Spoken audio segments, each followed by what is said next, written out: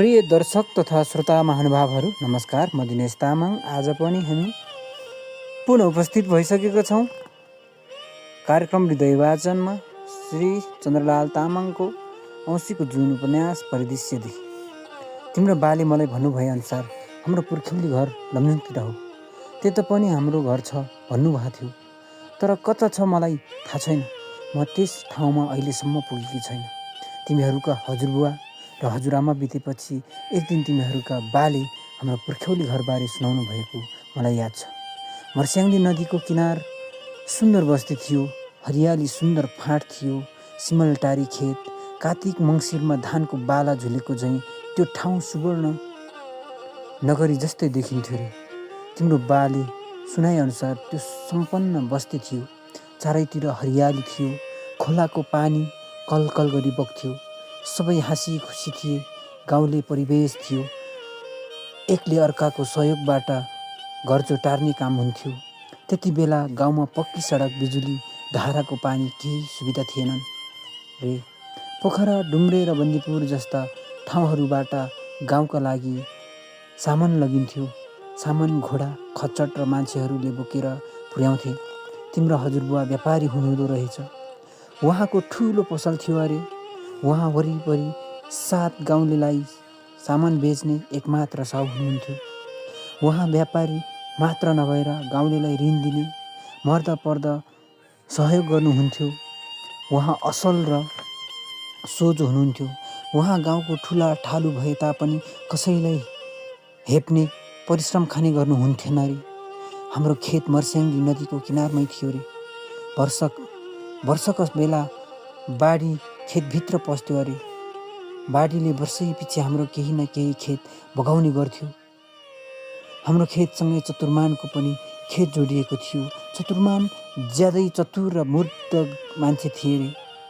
बाढी पसेपछि वर्षै पछि चतुर्मानले खेतका साथको विषयमा न्यु खोज्ने गर्थे रे। त्यस्तै एक वर्ष नदीमा ठुलै बाढी आएछ। बाढीले नदीको धार परिवर्तन गरेछ। त्यो गाउँलेहरूको खेतको बिचबाट बगेछ। त्यसपछि कसको खेत कहाँनिर थियो भन्ने यकिन गर्न सक्ने स्थिति रहेन। जमिनको विवाद आएपछि सरकारी अमिन ल्याएर जग्गा नाप्ने काम भयो। सरकारी अमिनले मालपोत अड्डाबाट पुरानो सर्वे नक्सा ल्याए। सबैले आफ्नो क्षेत्र नाप्ने र नयाँ कित्ताकाट गरेर चतुर्मान लगायतका गाउँलेहरूले अमिनलाई त्यस बेला प्रलोभनमा पारे। त्यसपछि हामीलाई नराम्रो ठाउँको खेत दिए। त्यस बेला हाम्रो कुरा सुन्ने कोही थिएनन्। चतुर्मान प्रधान पञ्च पनि थिए। उनी धूर्त र शोषक थिए। उनी आफैले गाउँका राजा ठान्थे रे। कसैले उनको विरोध गर्दैनथे। उनको विरोधमा कसैले केही बोल्न आँट गर्दैनथे। तिम्रो हजुरबालाई यो कुरा चित्त बुझेन। उहाँले सरकारी अमिन र गाउँलेको विरुद्ध अदालतमा मुद्दा हाल्नुभएछ। इमान्दार हजुरबाले गाउँलेको विरुद्ध अदालतमा मुद्दा हाली वकिलहरूको चतुराई र चतुर्मानको धूर्त प्रविधि बुझ्न सक्नु भएन। हजुरबाले मुद्दा हार्नुभयो। दिक्क भएर उहाँले खोलाको किनारमा रहेको आफ्नो खेत बेच्ने निर्णय गर्नुभएछ। चतुर्मान त्यसै दिनको पर्खाइमा थियो रे। हजुरबाले खेत अरूलाई नै बेच्ने विचार गर्नुभएको थियो रे। अनेक जाल साथी गरेर चतुर्मानलाई हाम्रो खेत किन्यो।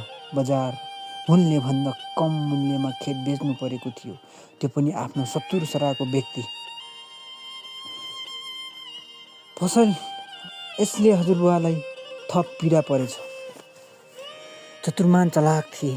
यसै कारण उनलाई मर्स्याङ्दीमा पावर हाउस बन्न लागेको कुरा थाहा थियो। प्रधान पञ्च भएकै कारण यसको मुआब्जा राम्रै लिने सोच थियो। खोला किनारको खेतको जमिन भएका कारण उत्पादन राम्रो हुन्थ्यो। मौसमी फलफुल र तरकारी प्रशस्त फल्थ्यो। त्यसमा पनि छिट्टै पावर हाउसले सडक निर्माण गर्ने भएको हुँदा चतुर्मानले नदीको किनारको जग्गाबाट राम्रै फाइदा देखेका थिए। त्यसै लोभमा अनेक दाउपेच गरी चतुर्मानले नै खेत किनेछ। हाम्रो त्यो गाउँमा बाहेक यहाँ डुम्रेमा पनि जग्गा जमिन रहेछ। त्यसपछि गाउँको घर कसैलाई हेर्न र बस्न दिएर परिवार डुम्रे बस्न थाल्यो। हाम्रो परिवारमा धेरै मानिसहरू पनि थिएनन्। केवल तिम्रा हजुरबा, हजुरआमा र तिम्रा बा गरी 3 जना मात्र थिए। तिम्रो बाको एकमात्र दिदीको बन्दीपुरको धनाढ्य व्यापारीका छोरासँग पहिले नै विवाह भइसकेको थियो अरे। डुम्रे झरेपछि हजुरबाले तिम्रा बालाई वकिल बनाउने विचार गर्नुभएछ। जग्गको मुद्दा हारेपछि छोरालाई वकिल बनाउनुपर्छ भन्ने सोच उहाँमा पलाएको थियो अरे। तिम्रो बा पनि निकै मेहनती र पढाइमा तेज भएकाले वकिल बन्न सफल हुनुभएछ। उहाँले जिल्लामा निजी वकिलको कार्यालय खोलेर स्वतन्त्र वकिलको काम सुरु गर्नुभएछ। उहाँ केही दिनमै जिल्लामा नाम चलेको वकिल बन्नुभएछ। उहाँ सरल र इमान्दार वकिलको रूपमा जिल्लाभरि प्रख्यात हुनुभए। उहाँले गलत जालसाजी र धोकाधारी गरी कसैलाई फसाउने काम गर्नु भएनछ। उहाँले गलत नियतले कहिले 2 पैसा कमाउने कुरा सोच्नु भएन रे। उहाँले आफ्नो मुद्दा जित्नका लागि कहिले झुट्टा वा छलकपटको सहारा लिनु भएन। बहसको क्रममा कयौं सरकारी वकिलहरू उहाँको अगाडि टिक्न नसकेर मैदान छाडेर भाग्थे रे। उहाँ कुनै पनि केस सितिमिति लिनुहुन्न थियो रे। उहाँ जाजी बुझी न्याय दिने सोचले केस लिनुहुन्थ्यो रे। त्यसैले उहाँले लिएको केस सितिमिति हार्दैन थियो। कसैले जिल्लामा मानिसहरू उहाँको धेरै आदर सम्मान गर्नुहुन्थ्यो। तिम्रा हजुरबा एकजना भाइ पनि हुनुहुन्थ्यो। आफ्नो गाउँको सम्पत्ति बेचबिखन गरी उहाँ पहिले नै पोखरामा बसाइसकेका थिए। उहाँको पनि एकमात्र छोरा नरेश थिए। उनी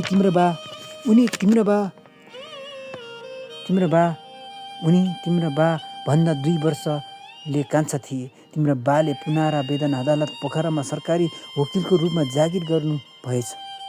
नरेशले पनि सोही अदालतमा स्वतन्त्र वकिलको काम सुरु गर्न थालेछ। नरेश द्रुत प्रविधिको वकिल भएकाले उनले लड्ने केसहरू प्रलोभन र जालसाजी युक्त हुन्थे। सरकारी वकिलको पक्षबाट तिम्रो बाले वकालत गर्ने भएकाले नरेशले प्राय मुद्दा हार्न थाले। यसकारण बिस्तारै उनको विश्वसनीयता गुम्न गयो। पछि त नरेशले केस पाउनै छाडे। तिम्रो बा र मेरा विवाह हुँदा म जम्मा 17 वर्षकी थिएँ। म 9 कक्षामा पढ्दै थिएँ। तिम्रो हजुरबा व्यापारको सिलसिलामा चितवनतिर आइपुग्नुहुन्थ्यो। उहाँको नाम आशा मरु। उहाँ हाम्रै घरमा बस्ने र आउने जाने गर्नुहुन्थ्यो। मेरा मामा पनि व्यापारी हुनुभएकाले उहाँहरूको दोस्ती थियो। त्यसैले मन मिल्ने व्यापारिक साथी भएकोले दुवै परिवारको सहमतिमा हाम्रो बिहे तय भयो। उहाँहरूको कुरा मैले चोटामा बसेर सुनिरहेको थिएँ। तिम्रो हजुरबा भन्दै हुनुहुन्थ्यो, परशुराम, तिमीले छोरीको हात मेरो छोरालाई माग्ने विचार गरे। के छ तिम्रो विचार? चिने जानेको राम्रो नाम र दाम कमाउने वकिललाई किन छोरी नदिनु? एकै वचनमा मेरा मामाले भन्नुभयो।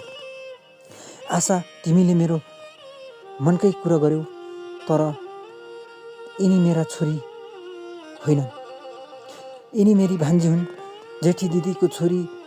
यिनी पछि दोस्रो बच्चा पाउने क्रममा सुत्केरी हुँदा दिदीको निधन भयो। त्यसपछि यिनका बुवाले अर्को बिहे गरे। टुहुरी नानीलाई मैले सानैदेखि ल्याएर पालेको हुँ। मेरो छोरी भन्दा पनि केही फरक पर्दैन। मेरै छोरी भन्दा केही फरक पर्दैन। अब तिमीहरूलाई आपत्ति छैन भने मेरो भान्जी चाँदनी दिन म तयार छु। म 9 कक्षाको अन्तिम परीक्षाको तयारीमा जुटेकी थिएँ। बा आमा नभएकी म टुहुरीलाई मामा मैजूले छोरीकै दर्जा दिएर सब थोक पुर्याइदिनु भएको थियो। त्यसैले मामा र माइजूले छोरी भनेर सबैले चिनाउनुहुन्थ्यो। सम्बन्धको कुरा अगाडि बढेपछि मामाले मलाई राम्रो केटा माग्न आएकोले विवाह गर्न भन्नुभयो। त्यसपछि मैले भने, म 9 कक्षाको अन्तिम परीक्षाको तयारीमा छु। परीक्षा त चाँडै सकिन्छ। पढाइ राम्रै भएकोले पास हुने म ढुक्क छु। तर म थप पढ्न चाहन्छु। कम्तीमा पनि म्याट्रिकसम्म त पास गर्ने सोच छ। यदि विवाहपछि पनि हजुरहरूले मलाई पढ्न दिने हो भने हजुरहरूको जो मर्जी। मैले यति भनेपछि देवेन्द्रका बाले विवाहपछि पनि 1 वर्ष माइतीमै बसेर पढ्न दिने बाचा गर्नुभयो। मेरा मामाले भन्नुभयो, आशा, मैले तिमीलाई एउटा कुरा पहिले नै भनिसकेको छु। चाँदनी मेरी दिदीकी छोरी हुन् भनेर। पछि माइती नभएकी टुहुरी भनेर हेला चाहिँ गर्न पाइँदैन नि। यिनलाई मेरो आँगन सधैँ खुल्ला रहनेछ। छोरीको विवाह सकेसम्म म धुमधामले गर्छु। तर दाइजोमा यो चाहिँ त्यो चाहिन्छ भनेर माग्न चाहिँ पाइन्न नि। बरु केही माग्छ भने म अहिले नै भने हुन्छ। जति ल्याए पनि हुन्छ, रोकावट छैन। घरपट्टिको इज्जत राख्न जरुर कोसिस गर्नेछु। नाम चलेको वकिल ज्वाइँ पो परे, इज्जतको ख्याल राख्नै पर्छ। अरू समूह महाजन, साहु महाजन, राजा महाराजको जस्तो तिलक चाहिँ म दिन सक्दिनँ। आफ्नै छोरीको लागि जति खुसीका साथ दिन सक्छौ त्यो पर्याप्त हुनेछ। हाम्रो तर्फबाट कुनै माग छैन। भगवानले जति धेरै दिनुभएको छ कि हाम्रो परिवारमा कोही पनि दाइजोमा त्यति लालायत छैनन्। केटी सुन्दर छिन्, मिजासिली र बानी व्यवहार पनि राम्रै लागेको छ। मलाई उच्च शिक्षित केटी पनि चाहिँदैन। परिवारलाई इज्जत गर्न व्यवहार धान्ने, छोरीको भोलिको वंश धान्ने केटी भए पुग्छ। दुःख सुख बुझेकी, सुखमा नमातिने र दुःखमा नआतिने केटीलाई बुहारीको रूपमा भित्र्याउन पाए पुग्छ। हामीलाई अरू केही चाहिँदैन। यसो भन्दै देवेन्द्रको बाले कुरो टुङ्ग्याउनु भयो। ठिक छ, म चाँदनी र घर परिवारसँग सल्लाह गरी उपयुक्त साइत हेरी खबर गर्नेछु, मामाले भन्नुभयो। मेरा मामा माइजू मेरो विवाहको तयारीमा जुट्नुभयो। केटाको तर्फबाट दाइजो र तिलकको विशेष माग भएन। मामालाई छरछिमेकमा भान्जी नभएर छोरी जन्माउँदैछन् भन्ने पारो थियो। त्यसैले भान्जीलाई जति उपहार दिन्छौ त्यो विवाहको दिन मण्डपमा नै दिनेछौँ ताकि सबैले देखुन् भन्ने थियो। विवाहको शोभा बढ्ने र गाउँलेले पनि आफ्नै छोरी सरा बिदाई गरे भनुन् भन्ने मामाको सोच थियो। कसैले पनि कुनै कुरा काट्ने मौका नपाओस् भन्ने कुरामा मामा सजग हुनुहुन्थ्यो। देवेन्द्रका बुबा परिवारका केही सदस्यहरू लिएर आउनुभयो। हाम्रो बिहेको कुरा छिन्ने कार्यक्रम एकसाथ तरिकाले सम्पन्न भयो। त्यसपछि पण्डितले 1 महिनापछि विवाहको साइत हेरी शुभ मुहुर्त तयार गर्यो। मामाले केटीको पक्षबाट देवेन्द्रको सम्पूर्ण परिवारका लागि कपडा, मिठाई, फलफुल गच्छे अनुसार उपहार ठिक पार्नुभयो। केटाका आमा, दिदी, काकी लगायतलाई सुनको गरगहनाको समेत ढोकभेटका लागि व्यवस्था गर्नुभएको थियो। साथै केही चाँदीका सामानहरू आफ्नो नातागोताबाट संस्कार अनुसार आएका थिए। यसबाहेक माइतीका आफन्तजनले आफ्नो गच्छे अनुसार काँसका थाल, तामाको भाँडाकुँडा, करुवा जस्ता गाग्री, कपडा जस्ता सामग्री गोड धुवाईको रूपमा हालेका थिए। जन्तीलाई खाना बस्न राम्रै व्यवस्था थियो। माछा मासु लगायत सम्पूर्ण परिवारले भोज पूर्ण थियो। रातको विवाह भएपछि मदिराको व्यवस्था थिएन। माघ महिनाको थियो, अति नै जाडो थियो। केही जन्तीले आफू खुसी बाहिर गएर मदिरा पान गरी आएछन्। त्यसमा देवेन्द्रको काकाको छोरा नरेश पनि थिए। नसाको तालमा बेहुली पक्षका केही केटीहरूलाई जिस्काएको निहुँमा सामान्य झगडा पर्यो। केही गाउँलेहरूले आसामहरूले लुकाएर ठुलो रकम दाइजोमा लिएको हल्ला गरे। परशुरामले वकिल केटा देखेर भान्जीलाई ठुलै रकम दाइजो दिएको भनेर गाउँ थर्काए। विवाह निकै धुमधामका साथ थियो।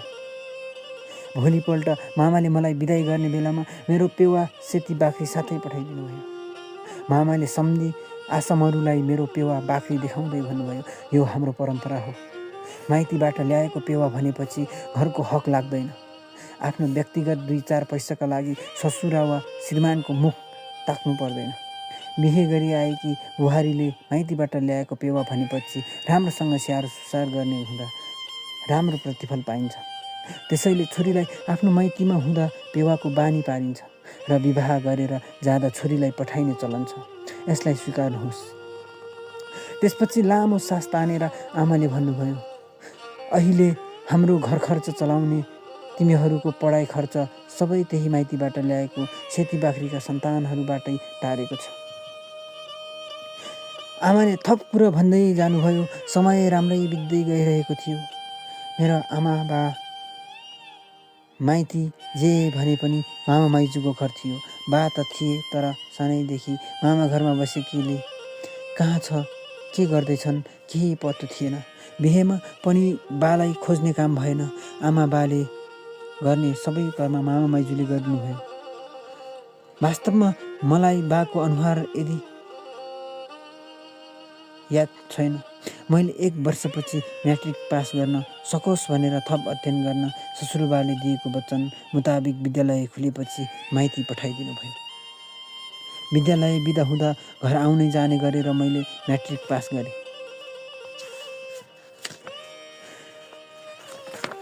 तिमीहरूका बुबा देवेन्द्र पोखरा पुराना अदालतमा सरकारी वकिलको रूपमा जागिरी हुनुहुन्थ्यो। उहाँ पोखरामै डेरा बस्ने गर्नुहुन्थ्यो। शुक्रबार घर आउने र आइतबार बिहानै पोखरा जाने गर्नुहुन्थ्यो। सरकारी बिदामा पनि घर आउने गर्नुहुन्थ्यो। उहाँ इमान्दार सरकारी वकिल हुनुहुन्थ्यो।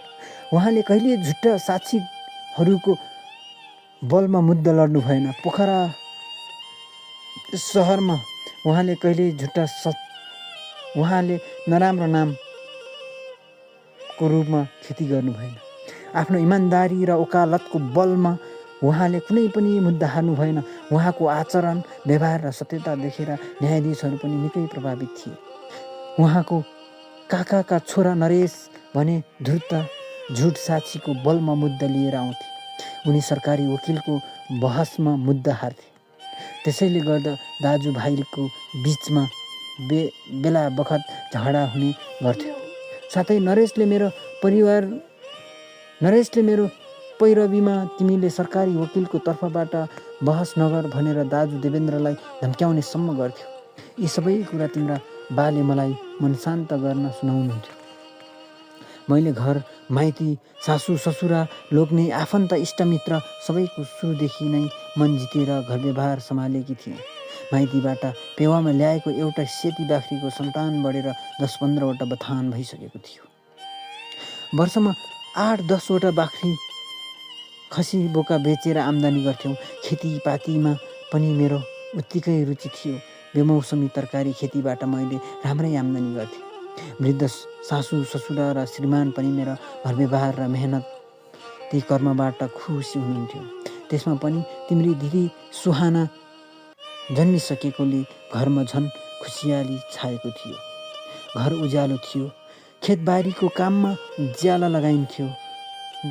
धान मकै तथा अन्नबाली केही बेच्थ्यौँ। देवेन्द्रको कमाई प्राय सबै बचत हुन्थ्यो। समय सधैँ एकनासले चल्दैन रहेछ। उमेर बढ्दै जाँदा सासू आमा बिरामी पर्न थाल्नुभयो। धामी झाँक्री तथा वैद्यको बास घरमै हुन थाले।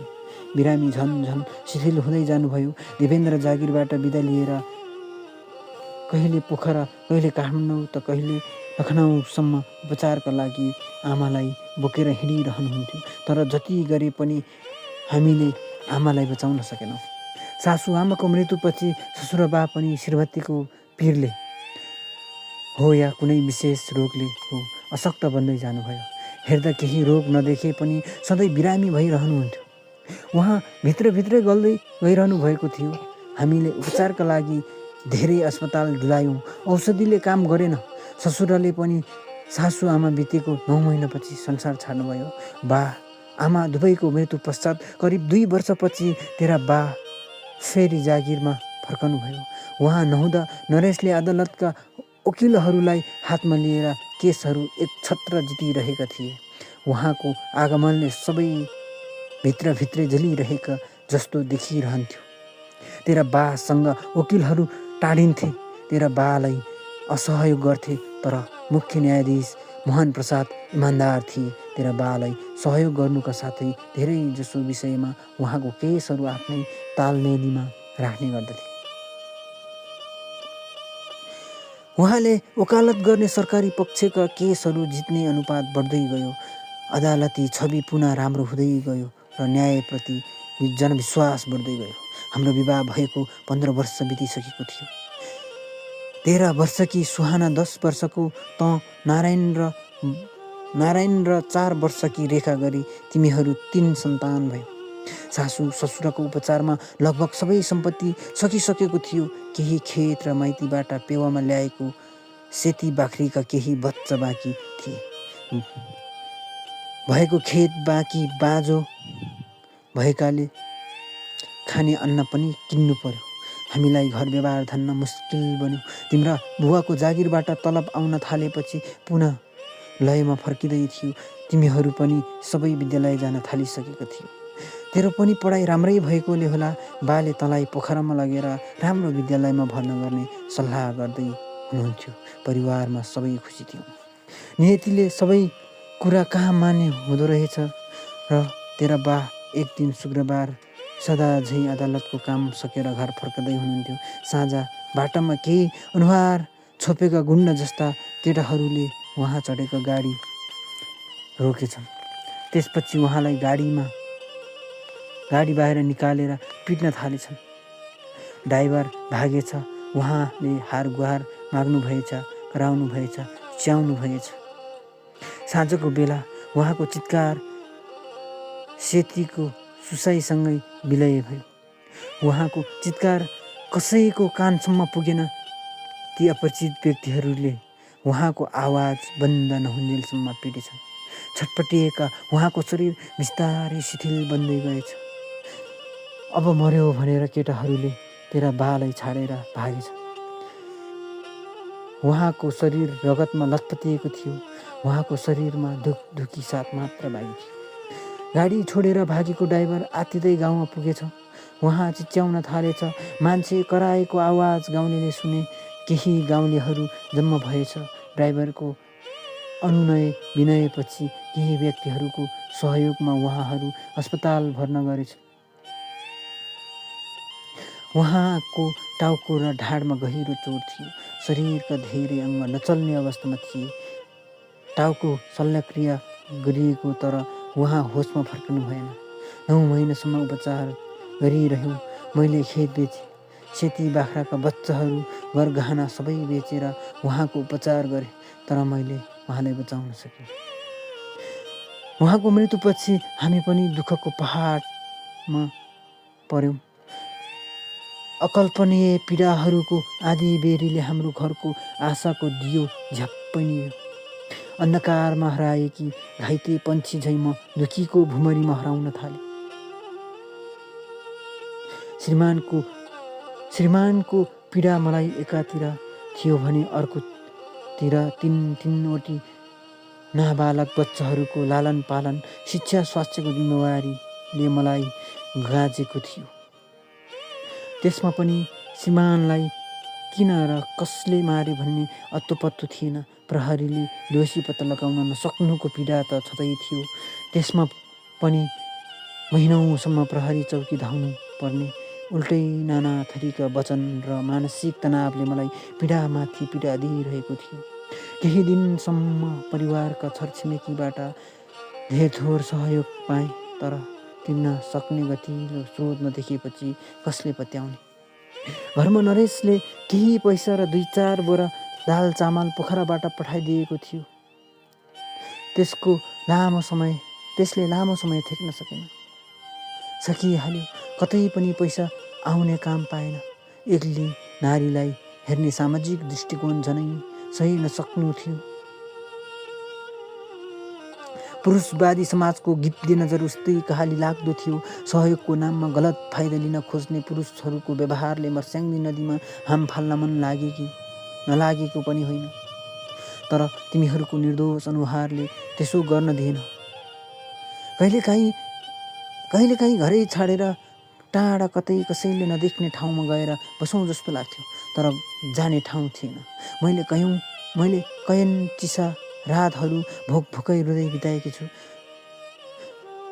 समयले मनका घाउहरू बिस्तारै पुर्दै लगिरहेको थियो। मैले दुःखसँग साइनो गाँसेको थिएँ। दुःख, पीर, रोदन र आँसु सबै अव्यस्त थिए। मैले आफूमाथि खसेको वज्रपातलाई जिन्दगी यस्तै रहेछ भनेर चित्त बुझाउँदै गएँ। दुःख सुख बीचको समयसँगै सम्झौता गर्नु नै जीवन हो भन्ने सोच्दै आफूलाई केही दरिलो बनाउँदै लगे। सधैँ निरीह बनेर कति दिन अरूको हेला र दयामा बाँच्न सकिन्छ भन्ने ठानेर मन दरो बनाए। समाजमा आफ्नो अस्तित्व आफैले जोगाउनु पर्छ भन्ने सोच मनमा दरो पारे। रातको अँधेरोलाई आशाको दियोमा आँसुको तेल हाले। आशाको दियोले बाल्दै अघि बढ्ने निधो गरे। सधैँ एक्लै रोएर 3 बच्चाहरूलाई खुवाउन र आफू पालिन सकिन्न भन्ने ठाने। अब बाँच्नैका लागि भए पनि केही गर्नुपर्छ भन्ने लाग्यो। मनलाई धरो बनाए, केही गरेर खान्छु भन्ने अठोट गरे। श्रीमानको मृत्युपछि 3 सन्तानको जिम्मेवारी एक्लैले बोक्नुपर्ने अवस्था थियो। सम्पत्तिको नाममा एउटा घरले चर्केको केही करेसा बारी बाँकी थियो। माइतीबाट ल्याएकी खेती बाख्रीका केही पठ्याङ्ग्रीहरू हाम्रो थप सम्पत्तिको रूपमा थियो। आवश्यकताले मेरो अनुहारमा हेरिरहेको थियो। मैले आफ्नो नयाँ जीवन कहाँबाट सुरु गर्ने भन्ने नै बुझ्न सकिरहेकी थिइनँ। अब म आँसुमा डुबेर होइन, आँसुमा तैरेर दुःखको सागर पार गर्छु, आदिसँग भिडेर बाँच्नेछु। अब म दया खोज्दिनँ, मेरो सङ्घर्ष नै मेरो शक्ति हुनेछ। मेरा छोराछोरीलाई दया र करुणाको थालमा होइन, आत्मसम्मानको उज्यालोमा पालन पोषण गर्नेछु। समयले श्रीमानलाई हारे पनि मेरो साहसलाई हराउन सक्दैन। मैले आँसु पुछेर प्रकृतितर्फ पाइला चाल्नै पर्छ। जीवनमा जितेका कथा लेख्ने कलम म आफै बन्नुपर्छ। मैले आँसुलाई नियतिको सजाय होइन, साहसको धरोहर ठान्नुपर्छ। पीडाको छायामा लुक्ने दिन गए। अब आदिसँग टक्करिएर अगाडि बढ्नुपर्छ। अब म आफ्नो सन्तानलाई आफ्नै श्रम र आत्मसम्मानको उज्यालोमा हुर्काउनेछु। समयले मेरो परीक्षा धेरै लियो, अब समयको परीक्षा म लिन्छु। सङ्घर्षको धारमा उभिएर बाँच्नेछु आफ्नै परिश्रमको सहारामा। 3 सन्तानलाई आत्मसम्मानको रोटी खुवाउनेछु। यस्तै सोचेर यही क्षण मैले आफ्नो आँखाको आँसु पुछे। तेरा बाको उपचारका क्रममा बेचेको जग्गा बाजै थियो। डुम्रेको त्यो जग्गा काठमाडौँ बस्ने व्यापारीले किनेको थिए। मैले त्यही जग्गा भाडामा लिने विचार गरेँ। जग्गा धनी राम्रो मान्छे निस्कियो, भाडा तिर्न नपर्ने। कहिलेकाहीँ गाउँमा आउँदा उब्जनी भएको चिजबिज दिए पुग्ने भयो। बारी बाजु राख्न भने नपाइने, तर कमाएर खाना जति वर्ष पनि दिने सहमति भयो। यसरी हामीलाई उसले सित्तैमा जग्गा कमाउन दिए।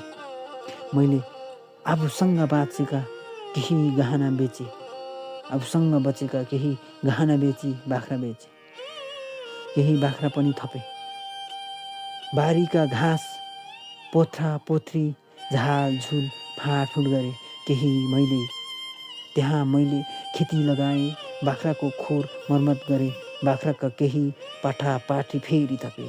बारीमा फलेका केही बेमौसमी तरकारी र फलफुल नजिकैको बस पार्कमा बेच्ने गर्न थाले। यो सब काममा तिम्रा दिदी सुहानाले सघाउँथिन्। तिमीहरूले पनि सकेका काम गर्यौ। 2-4 पैसाको जोहो हुन थाल्यो। तिमीहरू पुनः विद्यालय जान थाल्यौ। त्यसपछि भने मनमा केही आशा पलाउन थाल्यौ। मलाई पनि जिन्दगी केही सजिलो महसुस हुन थाल्यो। यही हो हाम्रो विगतको कहानी। त्यसपछिको सबै तँलाई थाहै छ। यति भनेर आमाले कुरा टुङ्ग्याउनु भयो। प्रिय दर्शक तथा श्रोता महानुभावहरू, हृदय वाचनको आजको निर्धारित समय सकिएको छ। उपन्यासको बाँकी अंश लिएर फेरि अर्को हप्ता आउने नै छु। तबसम्मको लागि म दिनेश तामाङ बिदा चाहन्छु। हस्त धन्यवाद। शुभरात्रि।